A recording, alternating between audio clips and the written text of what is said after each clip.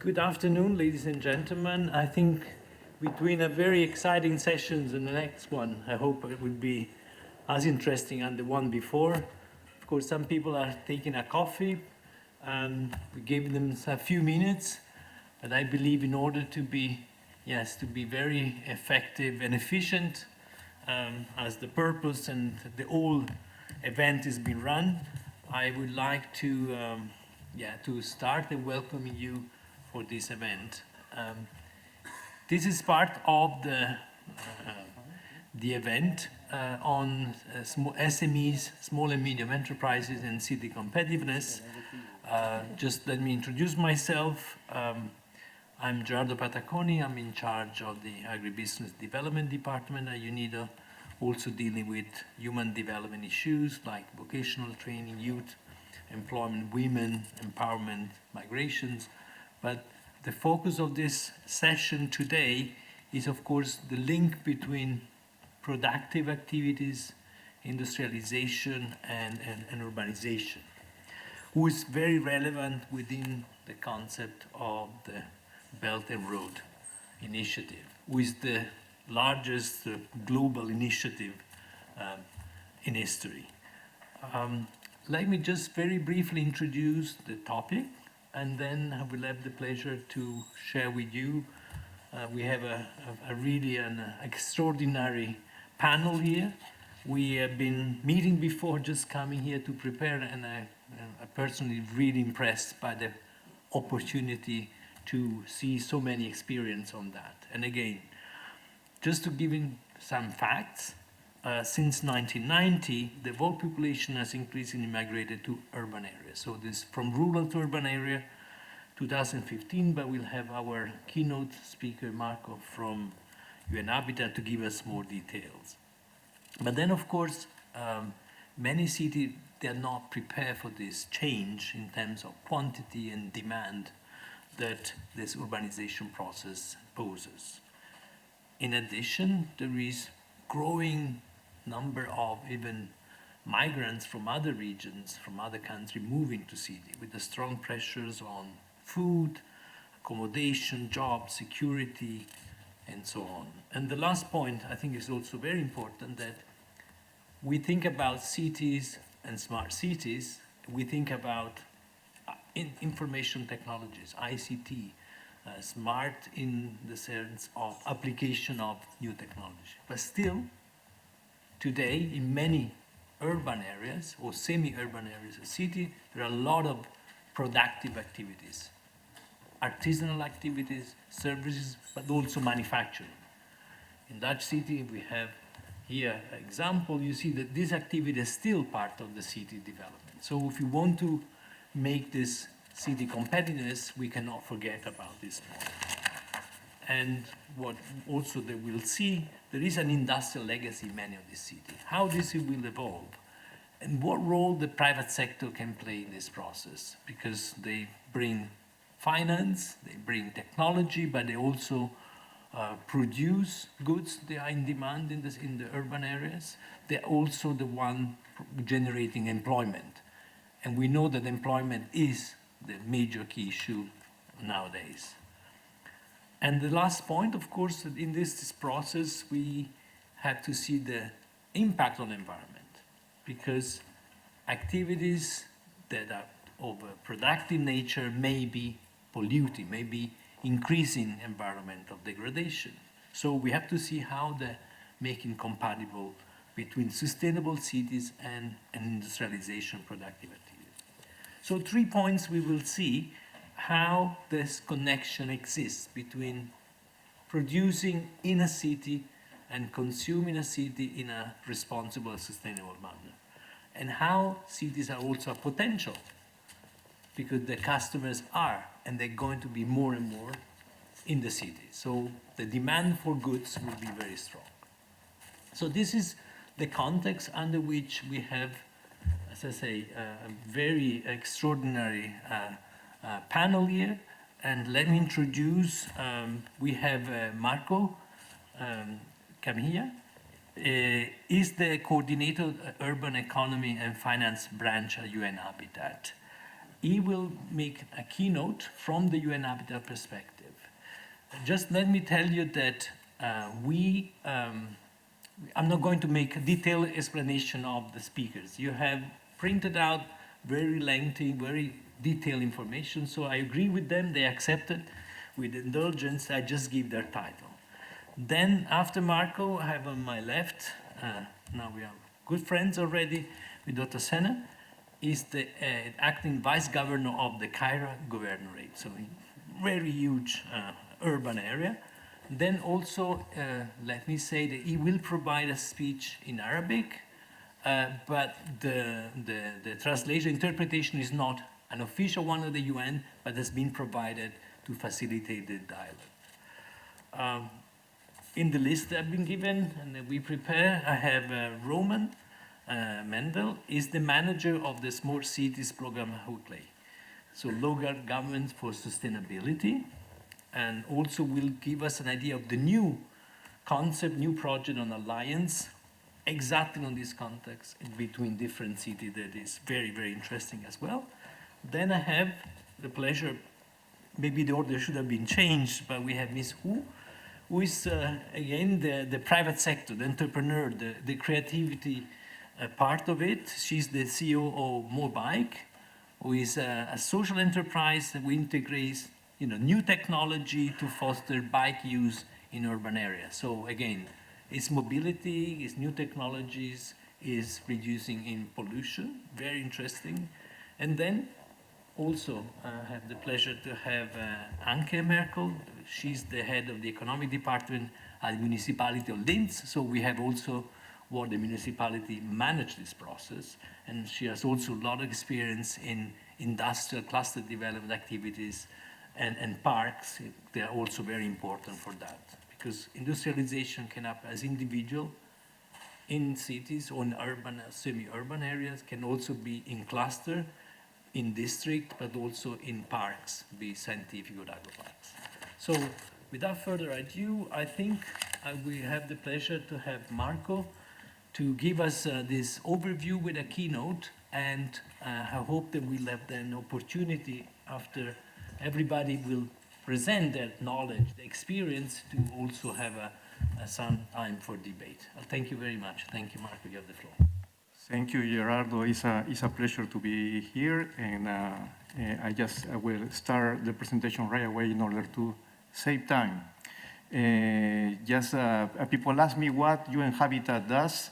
UN Habitat is the agency working with cities. We work on sustainable urbanization, and we provide technical advisory services to cities on planning, on municipal finance, on basic services, and legal framework. And we are also in charge of implementing the new urban agenda that was approved last year in Quito, Ecuador, and this in conjunction with the Sustainable Development Goals and the Agenda 2030. At the Urban Economy and Finance branch in UN Habitat, that we have headquarters in Nairobi, but we work globally. Two of the recent main products that are relevant for this event is the city networks along the Silk Road. This is a Global Urban Competitiveness Report 2017 that we will launch next month in Guangzhou in China. And the second is Finance for City Leaders, that is a handbook for city leaders to design policies on municipal finance and also to design complex financial products. Let me start with competitiveness. So what is competitiveness? So we all use this term. Competitiveness is produce more but better than others. So that means at the base of competitiveness is productivity. So this graph was done by the Inter-American Development Bank, and this graph shows the trends between different regions in terms of competitiveness in comparison to the US. So suppose in number one in the vertical, there is a straight line. This is competitiveness in the US, and this is how competitiveness in a typical East Asian country has evolved from 1960. And in the typical rest of the world, in green, you see that. And then in the typical Latin American country. We don't have data for African countries, but African countries are closer to Latin America. So for some reason, productivity is not increasing, no? In Latin America, in Africa, in some less developed countries. So there is something,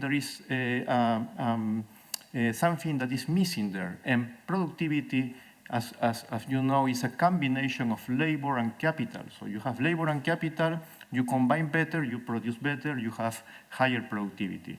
So there is an ingredient that is missing there, so I will come back to this.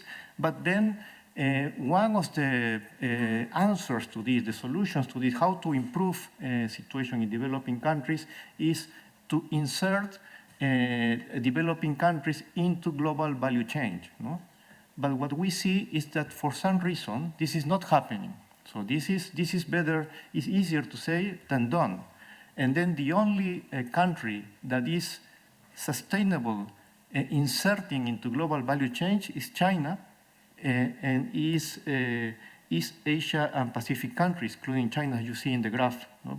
So all in HIC, that is high income countries, participation in value chain is decreasing, but all this is being captured by China, mainly by China. Okay? So this is maybe not a solution. So one of the things we see is that in terms of city competitiveness, just promoting openness to trade, this is not enough. No? Second, just reducing cost of doing business, so this is also not enough. And just funding innovation policies is not enough. Of course, these are necessary conditions, but those are not enough. Something else is missing. And I will tell you that from UN Habitat, something that is missing is that we need to include the urban dimension. It's extremely important. If we are going to talk about cities, we have to discuss urban dimension, we have to discuss special economics and the constraints to firm performance. And then, sorry for this is a question, but this is the typical equation on how productivity is defined. And productivity is Y, is a letter Y, and then you have A, that is a certain level of technology, but then you have a function that is capital and labor. So productivity is a function of capital and labor. So imagine if productivity is a capital and labor, you think in order to increase productivity in my city, I have to improve labor or I have to increase capital. So it's always an issue of giving finance, or maybe it's an issue of improving education or innovation. But what you don't see in this equation is land markets. And provincial governments, municipalities, they work on the field. So they deal with land markets. And land markets provide the main source of endogenous revenues. So land markets is essential to productivity. And so that's why it's important when we talk about cities is to bring the geographical, the context dimension into the equation. So because just by saying this equation that is very abstract, we can apply this to the moon. So we say in the moon we have capital 0, labor 0, and then we have productivity 0. So we don't have context, we don't need maps, we don't need anything. So it's important to bring the maps and to bring the context of the city to the equation. And then I will mention quickly 5 factors on why this is important in terms of competitiveness. The first is unplanned urbanization. So this comes from a project that we have done with New York University and Lincoln Institute of Land Policy and UN Habitat, and this shows how cities are evolving and expanding. So we have also, this is a sample of 200 global cities. We also have Vienna. And then what we see is that planned areas are decreasing. No? Until 1990, 80% of new cities were planned. But after 1990, only 50% are planned. So all the others are just growing without any planning, without any control. Then between 1990 and 2015, urban areas in developed world double in population, but grew in size by a factor of 3.5. So put it in another way, if we use proportion and we say that the population in the world has grown by a factor of 2, double, and then the land, the place where they are living, grow in 3.5. So that means urban sprawl is just growing, increasing, and extending without control, and this is a major challenge in terms of providing services and basic infrastructure.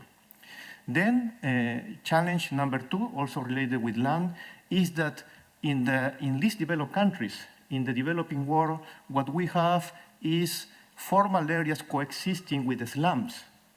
So this is a map of Nairobi, 20 square kilometers. And then what you have in blue is the formal areas, and blue darker means taller, higher areas. But then you have also slums in the middle, very close to the central business district. No? This is actually something that we have to study. It deserves further study because for some reason these slums are there. So those are supposed to be temporary, but they stay as a permanent feature of the city. And then imagine how difficult it is for a firm to operate in a situation where it's difficult to mobilize, it's difficult to hire people, and it's difficult to produce goods. No? So 3 is mobility. We have seen in these last 2 days that mobility is a big issue. In developing countries, people mobilize in average just twice. They go to work and they come back, or they go to study and come back. They don't have time to do something else because mobilizing takes too long, no? And it's difficult. Number 4 is municipal finance. In cities, so costs and revenues are concentrated in a radius of 2-3 kilometers around the main economic poles, no? And then actually a city has to subsidize suburban areas, no? In most of the cities. So this is something to consider, this is telling us that density is important, because density reduces the cost of providing basic services, water, sanitation, power, roads, ICT, and everything, amenities that comes with urbanization. Yeah. And by the way, you see in this graph, sanitation is a fixed cost and very expensive. It's one of the most expensive costs in a city. But in what we see with the urban sprawl that we see in most of the cities in the developing world, it's very difficult to provide sanitation. Because it has the same fixed cost as provided in the central business district. But then finally, what we need is also to solve this issue of coordination, no? Between national, federal government, provincial, and municipal. Because sometimes it's not clear who is in charge of what, and then the central government provides a highway, a very expensive highway, and it's not clear who pays for the maintenance. Is the provincial or municipal government? So we need a space for coordination, and one of the things we are doing at UN Habitat is to promoting the design of national urban policies in order to bring to the table a coordinated effort and be more effective.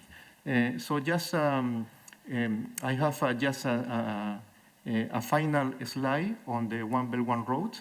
And in order for the One Belt One Road to be a competitive project, and this will be for the next 100, 200 years, we need to prepare cities for this. No? And One Belt One Road also touches the maritime One Belt One Road, touches Kenya, and this is the port of Mombasa, where we need to prepare the local authorities with technical skills in order to build a successful city, and in order to provide the basic infrastructure, and in order to provide the right planning, the right financing, and the good rules and regulations. All this will bring sustainable urbanization. Thank you. Thank you. Thank you very much, Marco. I think it's been very interesting to set the scenes. And now we're moving from the assessment of the situation and this link between competitiveness, what are the key issues, and we see in practice how large cities, that is Cairo, that I think most of us we know how this is handling, and what are the new ideas and new development to bring this competitiveness, to answer those questions that you pose. So, as I say, this is not the official interpretation, but we have glad to have Dr. Senna to speak to us and making a very interesting presentation. You have the floor, sir. Thank you, sir. First, I speak in Arabic, please. Thank you very much. Please allow me to use my mother tongue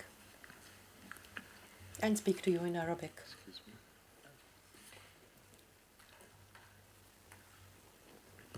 Thank you. In the name of God, the most merciful, the most gracious. First of all, please let me thank Mr. Gerardo and also Ms. Giovanna for inviting me here for attending this conference. I'd also like just مبدئيا أنا هتكلم عن منطقة الروبيكي. أنا مبدئيا اسمي روبيكي مهندس دكتور عمارة. Mohamed Sana. I studied architecture. I'm the vice governor of Cairo. I have a PhD in architecture and an MBA from a French university. Now, the area of Robeki is the most important area for tanneries in Egypt. Egypt's population reaches 100 million people. Thus, the leather tanning industry was established to exploit the remains of the fat stock. We have a large number of fat stock, and this is why Egypt is considered as one of the largest and main leather exporters in the Middle East. Now, the area of Robeki is a modern area. We work together with all our partners in order to develop tanneries. It will be a hub, a center for the whole Middle East, not only for Egypt.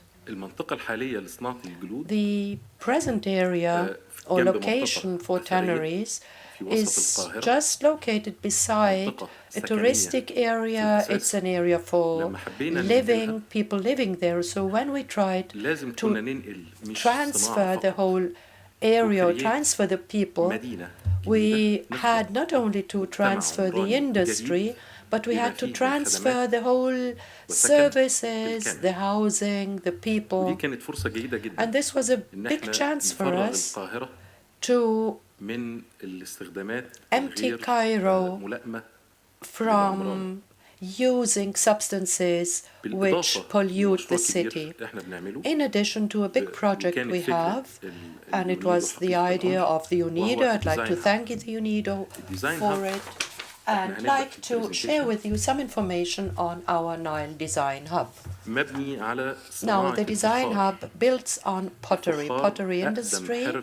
Pottery industry is the oldest industry mankind knows. You create potteries, they are burned, and in Egypt we have some locations where pottery has been an industry for a long time, even in the past.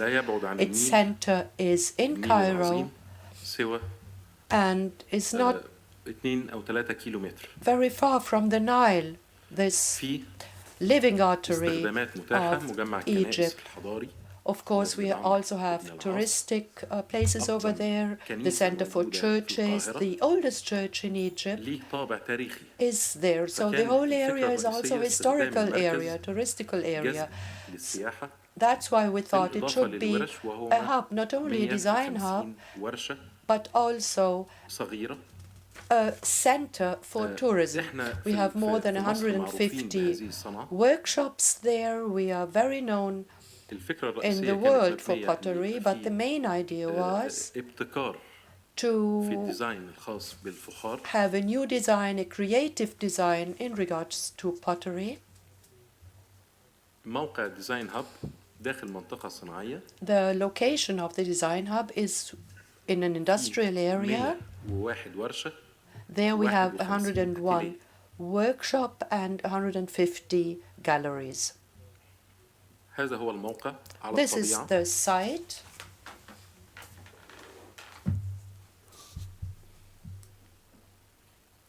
ده اللي تم تجهيزه في الفترة اللي فاتت. And this was built up in this past era.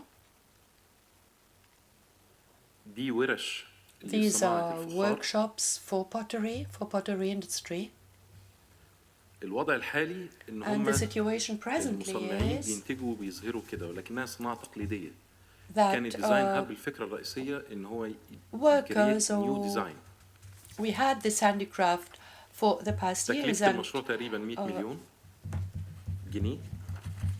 but the idea was to create new designs. Now, as for finance, the whole project costs 100 million Egyptian pounds, and the UNIDO supported us in regards to building up this project. Of course, we have the raw material and also the region.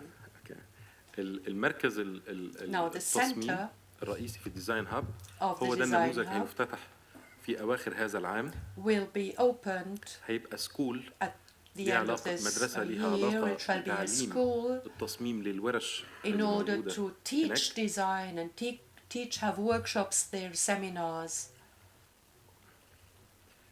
هيبقى فيه مركز تكنولوجي should also comprise a technology center in order to create وبيجرب الصنعة والكواليتي and to use and use different raw materials, try to create new designs. We are also working on a branding for the design and have a brand mark for it for the whole area of Fustat. We have a constant احنا بندعو حضراتكم center, so a constant gallery. We also would like to invite you all to participate in our Cairo Design Award, which shall take place in October, in coming October, and which shall transfer Cairo into a center for design. Mr. Gerardo Pataconi, thank you very much for inviting me here and for sharing this information with me. Thank you very much. Thank you very much. I think we see from the abstract concept competitiveness how a city like Cairo is responding. From one side, this relocation of tanneries, they were polluting, and in an area they can be utilized better, and also this traditional production can be transformed into a modern process through this creative hub. And I think that is something very concrete that is happening, and I really congratulate you for this.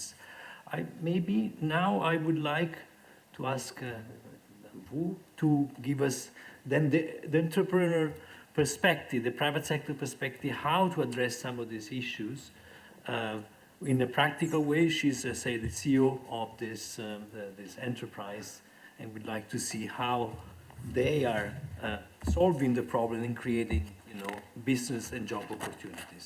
You have the floor. Okay. I'm very happy and honored to be present here to introduce how our mobile is developing, who we are, and what we have done. I'm founder of Mobike. My name is Hu Weiwei, and also the chairman of the company. Anyway, when I was very small, when I first rode a bicycle, I felt this freedom of it. There's a pleasure coming from riding the bicycle. However, in the past 20 years, China actually saw an increase of 300 million drivers, 200 million cars. Many cities experience heavy traffic jam and pollution arising from the car traffic. Therefore, I'm thinking what future should be. Suddenly, I wanted to say this nostalgic feeling of riding a bicycle. That is it possible when I want to ride a bicycle and I can do it? And then I'm starting to proceed with realization of the concept. Therefore, I said, if I want people to have a bicycle whenever they want, what would be that like? And then I thought the important thing was it should be a smart device. We can download an app in my smartphone and scan a QR response code. The lock will be turned on. And this bicycle should be durable, easy for maintenance. Whenever people are riding them, they should be in perfect condition. So therefore, we start with a very new design. For instance, the tires are what we call airless tires. You don't have to fill up with air. We also chose different mechanics to drive it. So therefore, there is nothing there that we can worry about with the chains to be off. And aluminum is the body built against rust. I have done a lot of renovative in designing this kind of a bicycle. It can be providing service anytime, anywhere for the people. This is the hardware. And then we also developed the software as simply as an app. When we switch on the app, we can see where the bicycle is, and then we can scan the QR code to unlock the bicycle and then ride away. When you finish your trip, you can park your bike on the roadside where parking is permitted. A next user will come and repeat the process. So this is a distribution, dynamic distribution. It's very interesting. On the 22nd April of 2016, on the Day of Earth, we put in Shanghai. So exactly, it's a number 0210019836. You can see throughout the year, never been maintained and written, unlocked by some 1,075 users with a 2,021 times of use. A total distance of it is 4,850 kilometers. So therefore you can see the service it covers in the city. Over the past year, how many such motorbikes have been put into use in the cities? Now you can see the numbers. 7 million, over 7 million motorbikes are now put into operation. Daily, we have over 25 million trips. I think now the number is higher, it's about 30 million per day of those trips. And then we calculate on that basis, because of this daily use of the bike, and then you can see over the last year, these motorbikes cover a total of 2.5 billion kilometers. And help reduce about 610,000 tons of CO2 emissions, equivalent to 170,000 car use. This map is done together with Microsoft. We use our big data to help cities to plan the bicycle lanes and paths and the parking lots. This data we provide to a city, so the city will, in accordance with the big data plan, for the density spots and where the bikes will be used.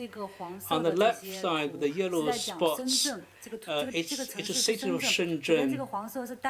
The yellow color represents the blind area of public transportation. That is, public transportation can't cover them.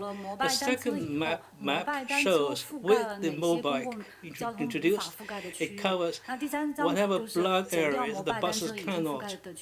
And then minus the blind area on the third slide, you will see majority or most of these blind areas have been reduced. And then on 17th of September, in cooperation with Habitat, we created a World Cycling Day. Here, what I wanted to say, in cities, it's a place of human civilization, a big hub of civilization. In fact, in future, because of the development of psychology, science and technology, there could be big change. Mobile could be one of these big change. Thank you all.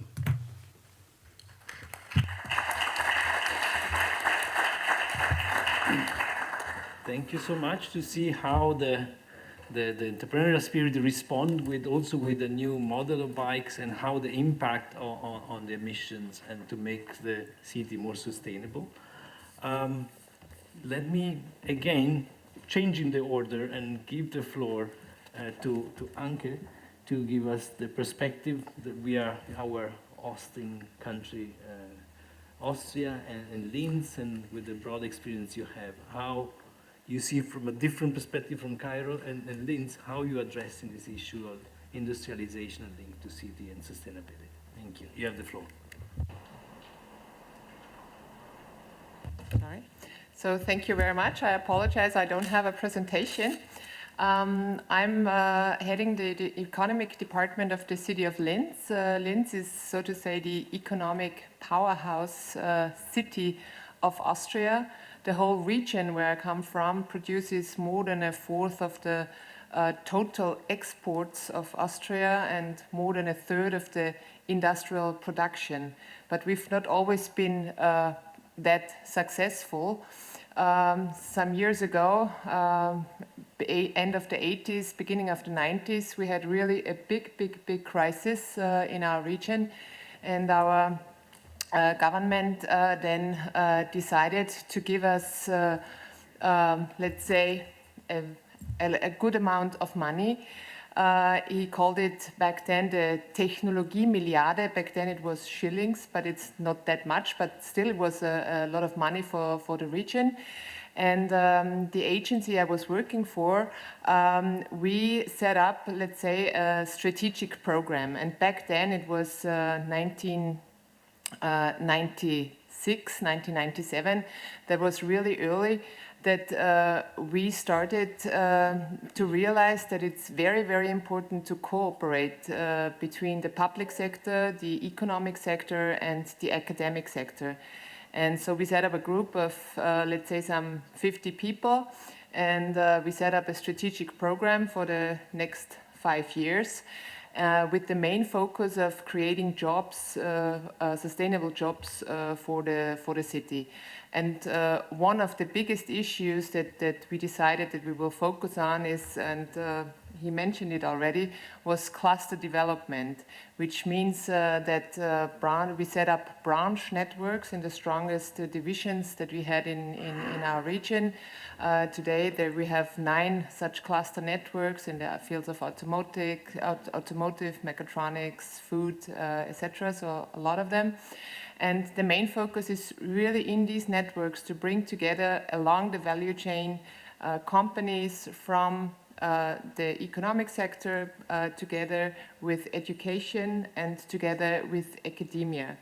Bring them together, encourage them to cooperate. So we had like 3 levels: information, communication, cooperation, and then the last discipline is internationalization. And I can say that this is a very successful strategy that we followed for the last years, and now we are heading our 5th strategic program, so we align one program after the other, and the field of cluster development is one of the most important instruments.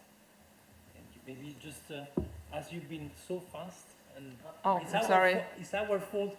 Sorry. It's our fault she doesn't have the presentation. We asked her not to. So it's not her fault, and this I'd like to clarify.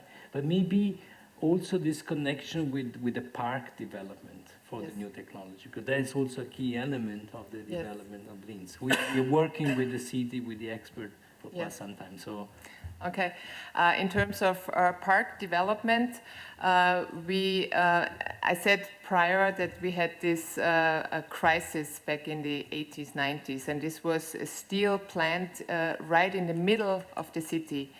And so with the help of the government, we developed this plant into a still steel but mechatronic area, and we kept it in the middle of the city. So in terms of pollution, of course, it was difficult for this company. They have very high standards in terms of pollution, so that it's still livable in Linz. But today this company is one of the most competitive steel companies worldwide. And around this sector, we tried to really take care that only companies in the same field, so let's say steel, mechatronics, that they settle in this area.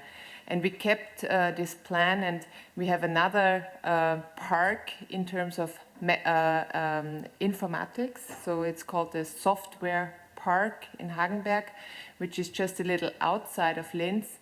And there again, we secured a lot amount of acres, and we only settled companies there in the fields of informatics, but not only the companies, but also education institutes and also research institutes. So what we try to focus on is thematic parks where you don't only have companies, but also academia and education.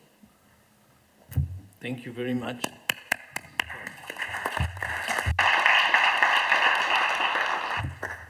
Thank you, Anke. I think, again, this is an interesting experience, and again, you see the diversity of the speakers.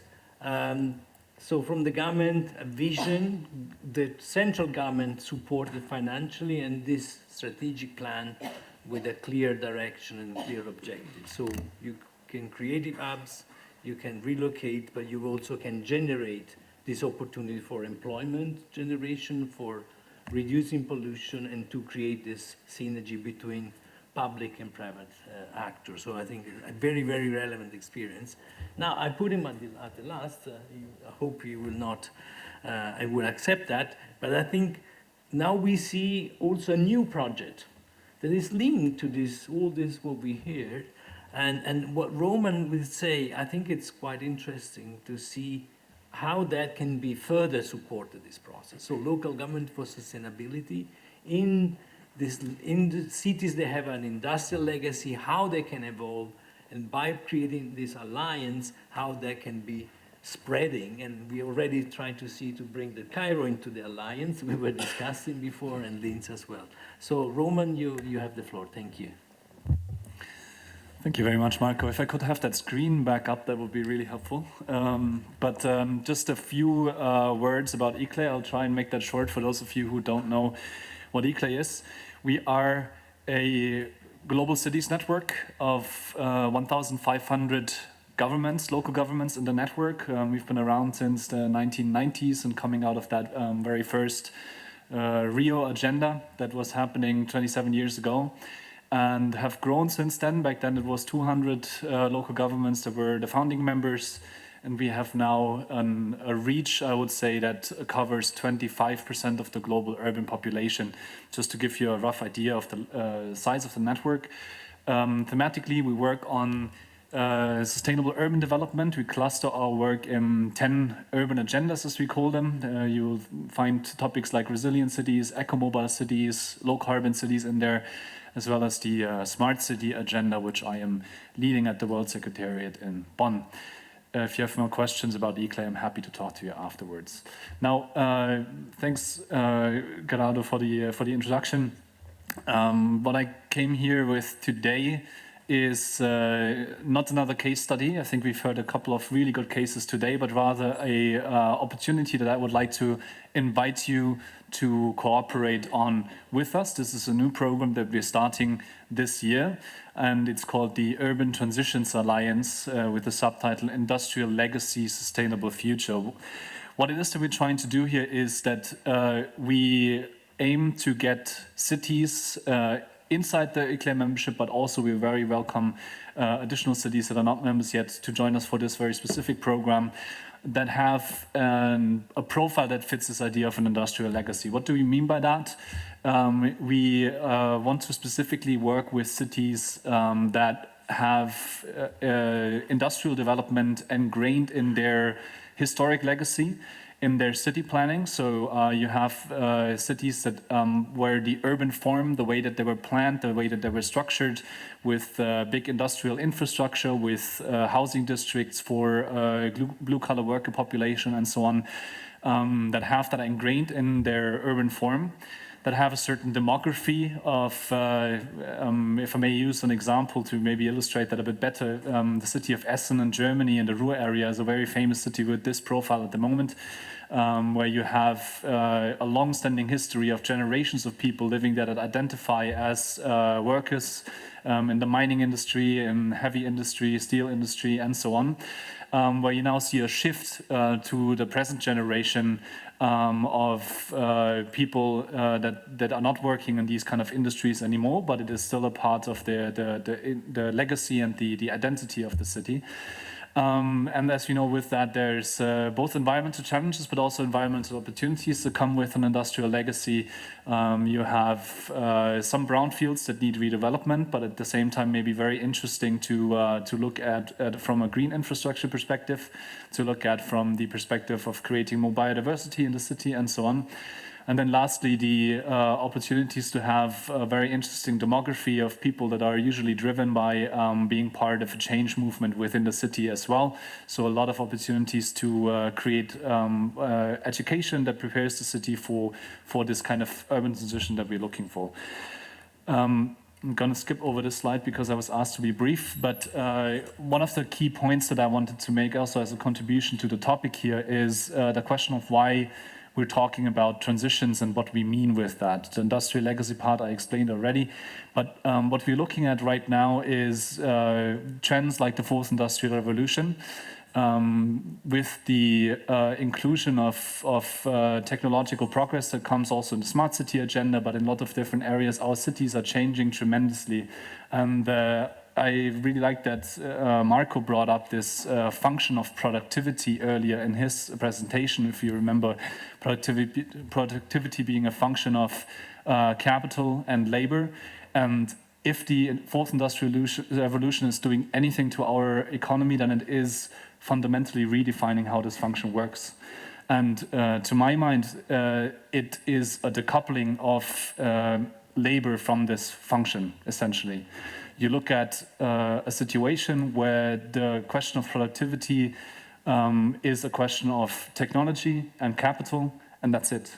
And the traditional labor moment or the traditional labor aspect of this function is increasingly falling away. That's not true everywhere over the world. There's a lot of processes where it isn't true, but it is certainly a trend that we have to cope with and that cities have to cope with in the future. So how do you deal with your urban demography, your urban form, when labor isn't really the main aspect of productivity anymore?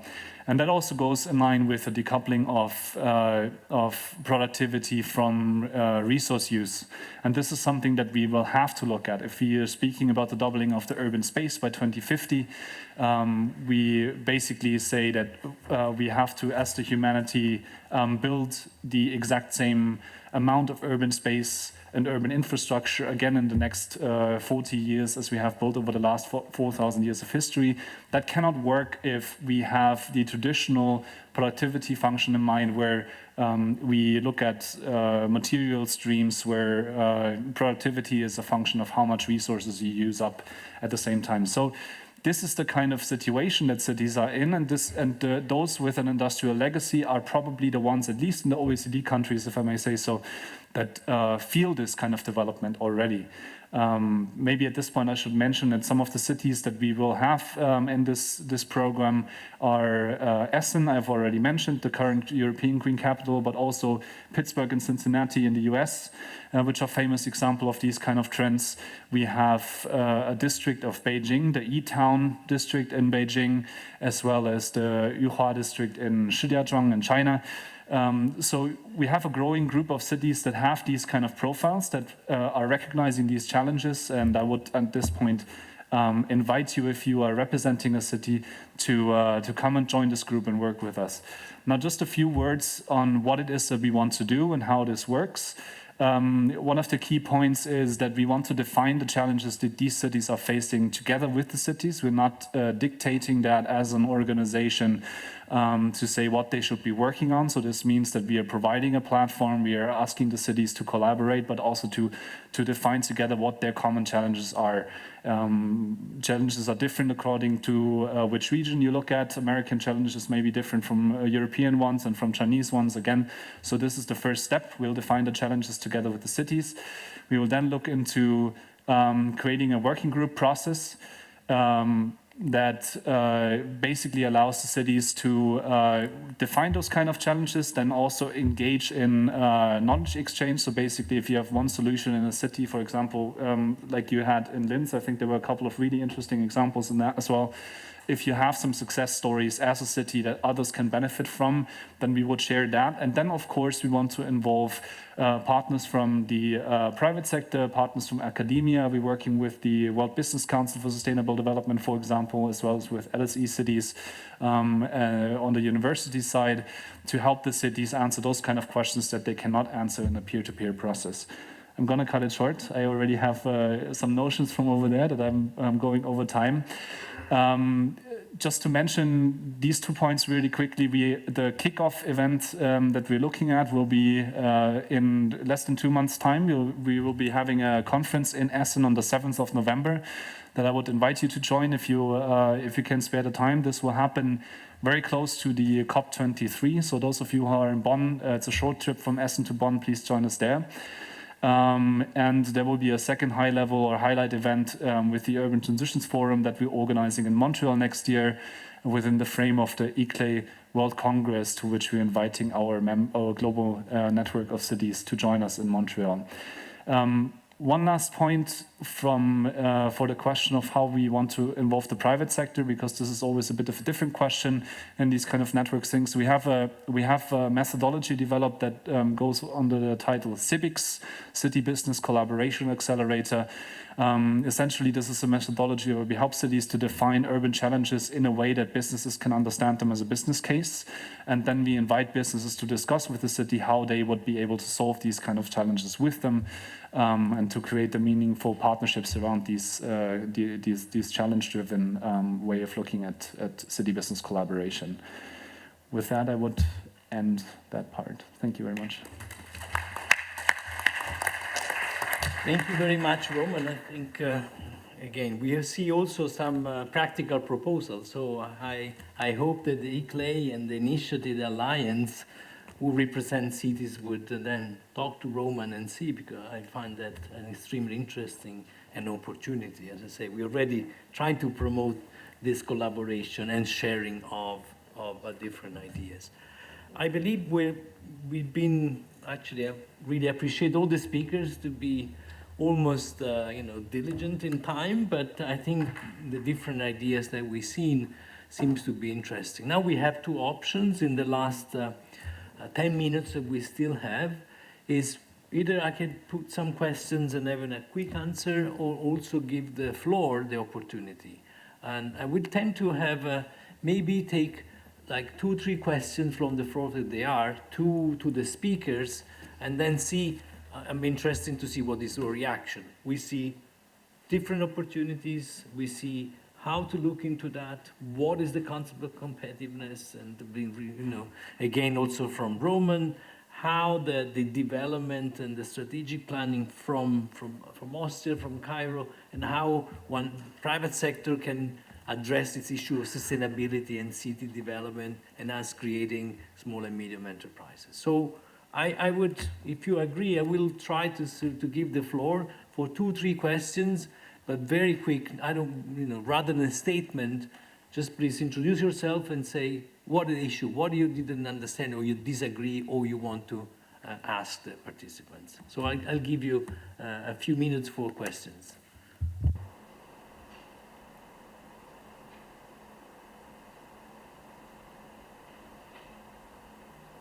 Please, you have the floor. 请允许我用中文 Please allow me 提个问题。 to raise a 我 question 主要 in 是想 Chinese. 提一下关于城市竞争力的问题。 I would like to 城市 address 竞 the 争 issue 力， of 如果我们现在 compatibility, 把很多智能城市的 compatibility of 这样一个指标 cities. 加入到城 If 市的竞争力 smart 的时 city 候， is 那 one of 么 the factors 就 of 是 our 会使城市政府越来越 compatibility of 追求这 the 种 cities, 数字化、 then 智能化。但是试点中是 this will drive 我们 cities to 在这 seek 样做的时候， smartness. 我们让人类 However, 更加 in 的 the 方 course 便了，生活 of 更 this 加的 action, 舒适了。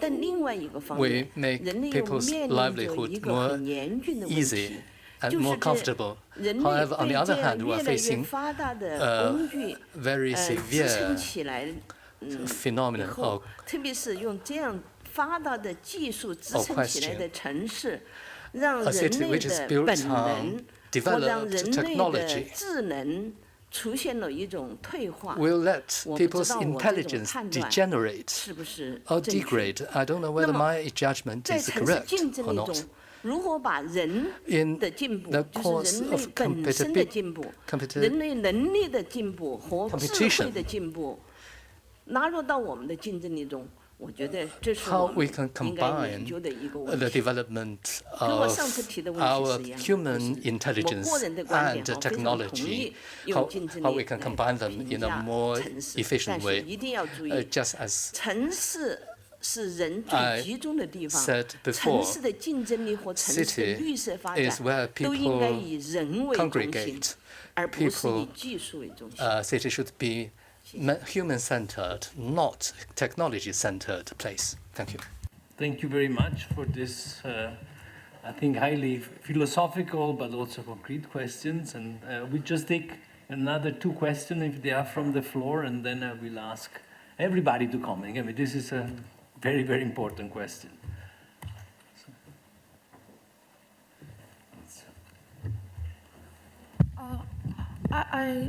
I come from London. My name is Imei. I just want to give the lady who is asked this question. I think because the technique is very important for developing the city, so I agree with this technical development. And because the meeting is called Green City, so I think the human society is also very important. So I just think put it together. That's my idea for future city, smart city. Thank you. Thank you very much. Please. Yes. Introduce yourself. Yes. Thank you, Mr. Chairman. I'm Balupi Mustaja from Indonesian and Permanent Mission in Vienna. I would like to just share the phenomenon that we have in my country at the moment. Because of the smart city and on the technology, and now I agree with it, SMEs become more competitive because they can use online business to promote their product. But then in reverse, the big company, the hypermart and the other, became also decreasing. So how do you find this phenomena on the urban or industrialized city? Thank you. Thanks a lot. I think also very important question. Is space for another one? I think from down at the corner. Please introduce yourself and. My name is Max Schachner. I'm from the University of Applied Sciences in Krems in Austria.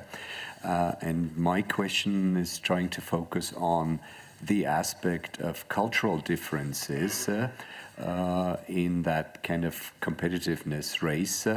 Are we all already globally unique citizens and unified ones that put the focus on technology, etc.?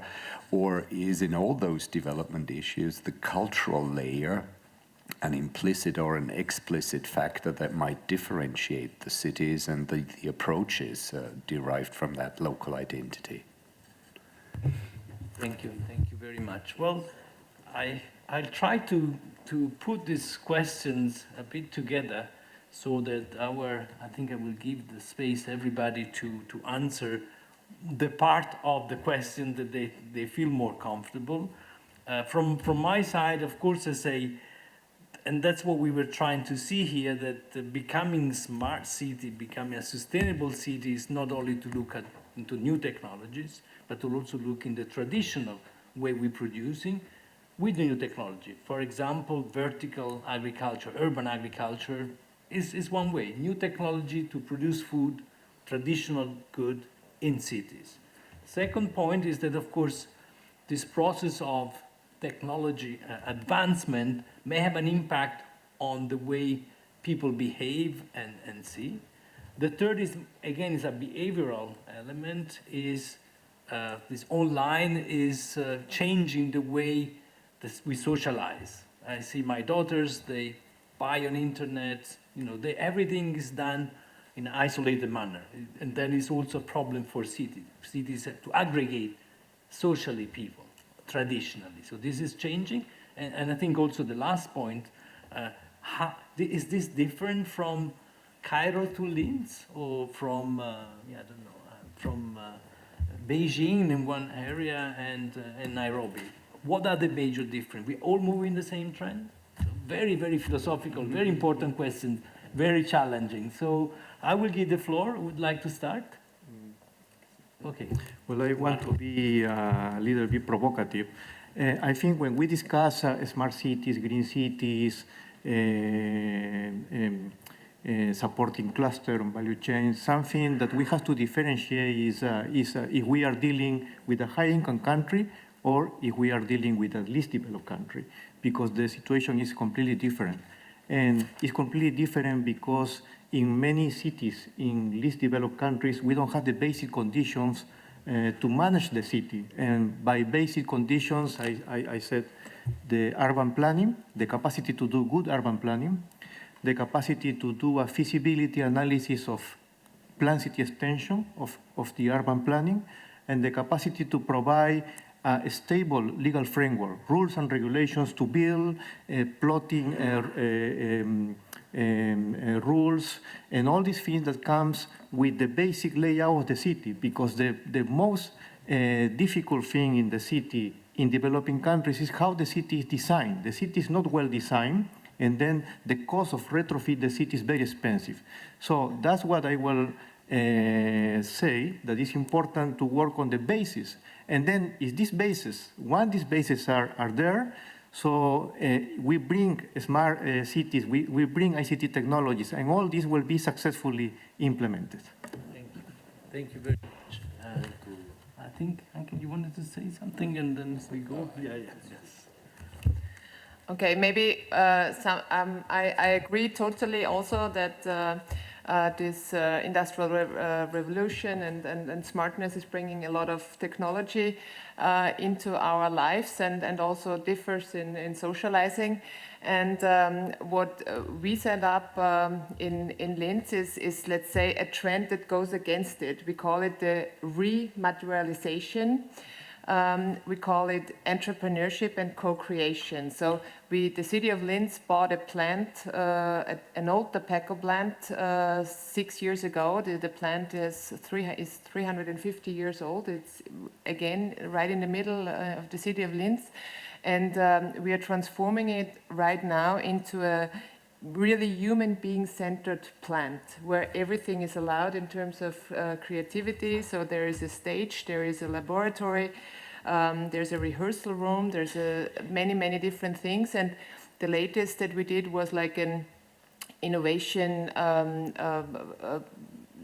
let's say, or a maker space. So it's just like 2,000 square meters where we just put machines, and we really encourage young people, but also people who no matter where they come from, to again work with their hands and produce something.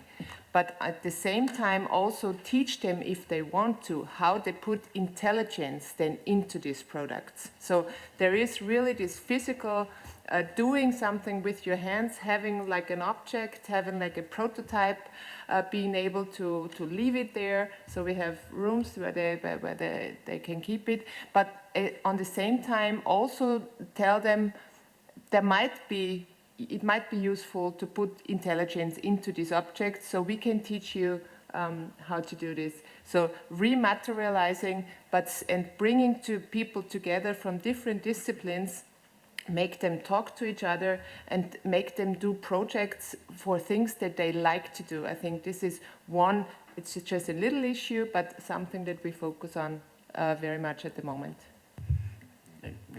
Thank you very much. I think, again, very important contribution. I speak Arabic again. Thank you very much. Well, first of all, مصر عمرها 7000 سنة. Egypt is 7,000 years old. The cities has 3 pillars. Urban, first of all, urban, the urban pillar, and people living there and the activities of those people. Now, people change, of course. Persons change. All of us, as was mentioned, we use mobile phones, and the technology also urges people to use it. We can also change the urban picture, we can plan it, we may modernize slums, for instance, but this leaves economy. So people living in a certain area, we have to look at what they work, how they provide for their living, also how they contribute to economics, to livelihood in the cities.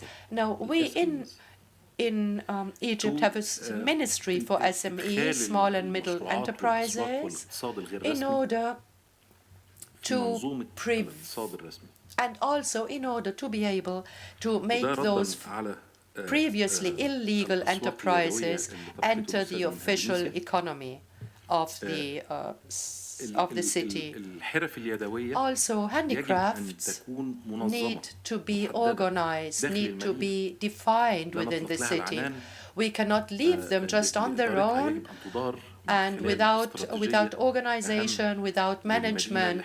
We need to manage those handicrafts and make them be part of the management of the general plan of the city. Also, there is one very important idea I'd like to share with you, that is implementing strategies, also following up on the implementation of strategies. This is the most important issue while implementing strategies or plans. Of course, the implementation sometimes faces difficulties in some countries. The follow-up also faces difficulties, and here, speaking of Arabic countries, we really have face challenges in following up on strategies, on the implementation, and also on modernizing them. Thank you very much. Thank you very much. And I think that Roman now wanted to see, what is he? I'm interested to see what you want to respond to these very difficult questions. Thank you. I think I'm going to try and take it back to the philosophical level that the questions were at, if I may. Sure. For us, at ICLE, we've been struggling a lot with the smart cities term, and it's still a headache for me. So I was actually very happy not to speak about smart cities today, but here we are. Because we don't see that the term smart cities and the discussion that comes with it has a normative dimension that we can stand behind. Why do I say that? Because we want to promote sustainable urban development. And for us, what is discussed under technologies and the technological solutions is not something that we want to strive for because we like technology, but something where you always have to ask the question, what do we use this for? So in a way, what we are really trying to do is to bring that smart cities debate to the point where we talk about the tools that come with it, like we talk about more simple tools like a hammer or a screwdriver at the end of the day. Those things are inherently not good or bad, but they are just tools. And what we have to have is a debate that is less excited about the wonders that come with ICT technologies and those kind of tools, and more matter of fact about what you use them for and what you don't use them for. And this is one of the key aspects, I would say, that we try to bring into that debate, and only then can we really discuss what it means to again put people at the center, or how identity should be driving this discussion of what we actually want to achieve with it, because those are two separate levels. First, you need to know what you want, and then you can talk about what kind of tools you use to get there. And at the moment, in the smart cities debate, but also sometimes other discussions when it comes to technology, we're mixing those two levels in not a very good way. And I think this is, I'm sounding very critical now, but there's a lot of positive opportunities in there. We just have to be a bit more clear in the debate. Thank you. Thank you. And would you like to also give us your opinion? 其实在我看来，就是From my 我们在 perspective, 强调各个区域的文化的不同的时候， while we are 更应该 stressing 去寻找 the 人类相 difference 同 in 的东 terms 西。 of cultures, 举 we 个 should 简 also 单的 strive 例子， for 比 the 如说音乐， common 可能 things. 所有 For 不同 example, 文化的、 music. 不同语言的人听到同样一段音乐 For 和 people 旋律的时 of 候， different 他们会有 languages, 共同 different 的情感。 background, 比如 when 说 they 自行 listen 车 to 也 a 是不同的文化、不同 similar 的 as 国家 same 的 piece 人， of music, 看到 they 这个 would have 工具 the 的时 same 候，他也会有 feelings. 不同 For 的 take 情感。 bicycle, for 那这个是 example, 情感层面的。那科技是什 people 么 would 呢？ have the 科 same 技是 feeling 说 towards such 帮 tools. 人们从那 What 种 about 繁重的体力 technologies? 劳动里面解放 Technologies 出来， can 能够更好 liberate 的 people 去 from 让人们 doing 能够通过大脑 painstaking 和 work 的运动来 so 让我 that 们 people 的 can 生活 spend 变得 more 更好。 time 那 in 在我 doing 看来， thinking 就 to 是 make 智能 our 城 people 市非 better, 常重要的一 make 点， our life 其实 better. 一些基础的工作其实是人性共通的，它反而没有那么强的文化的领域。就是那些文化的不同，所以其实智能城市非常大的一部分 Smart 是要 city, a 靠 large part of 是要 smart 靠 city 城市基础建设的 relies 一个迭代和更 the 新，城市基础建 leapfrogging 设的 or 一个智能 upgrading 化 of 是对于未来 instructors in the cities. 城市智能化是非常非常重要的。So therefore, I believe smart cities would be very important. Thank you very much. I will try now to have just my final comment, and after that, I think you will be staying, and we have our colleague that will then wrap up the whole sessions, but maybe only 2 points here. One, that we see that we want to be smart, we have new technologies, we need a proper planning, we need the government and all the actors to work together. We're looking about new technology, but we see that we have to still exist a lot of productive manufacturing activity in cities. We have to transform into sustainably, so they make no pollution, as we see the example, and tap on this creativity. The frustrated youth is the problem nowadays. These people they need to have opportunities, and so that's what we try to see. We see different experience, new initiative that I think we have been able to share with you, and to be also smart as a conference. I think also we try to be, managing our time, and I really appreciate all the speakers to be, very observing the timing. I've been a bit flexible. I think is important. So I think also the conference was smart, not only the city that we want to achieve.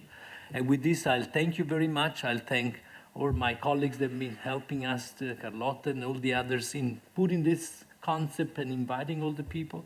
I'd like to thank Mr. Gong and all the team for the Bridge for Cities. I think it's a fantastic event.